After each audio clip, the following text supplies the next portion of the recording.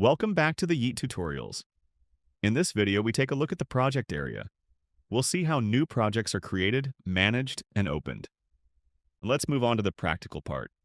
On the left side, we see the project overview. Under Recent Projects, you'll find the most recently used projects. Under All Projects, you'll find all projects that have been created. Both lists can be searched, selected, and filtered, and they can also be displayed in different views if needed.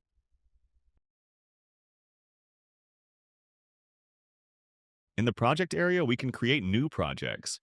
Different sizes are available: smartphones, tablets, web formats, or custom sizes. For a custom project, a smartphone, a tablet, a laptop, and a desktop PC are predefined. Now, for example, we create an iPhone project.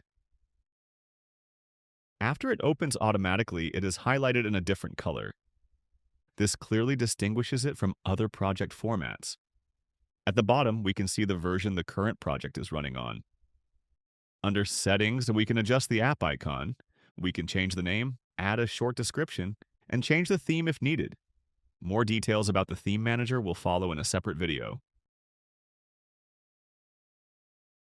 To delete a project, we click on Delete. Then we enter the project name to confirm, and confirm the action. After that, the project is removed.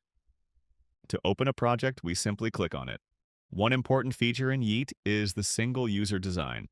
If I have a project open and log in parallel using another account, or even log in again with the same account, I will see under projects that the project is locked. It also shows who is currently working on it. Since I am logged in with the same account here, I can unlock the project with a click and open it again immediately. This gives you an overview of the project area in Yeet, from creating projects to managing and opening existing ones.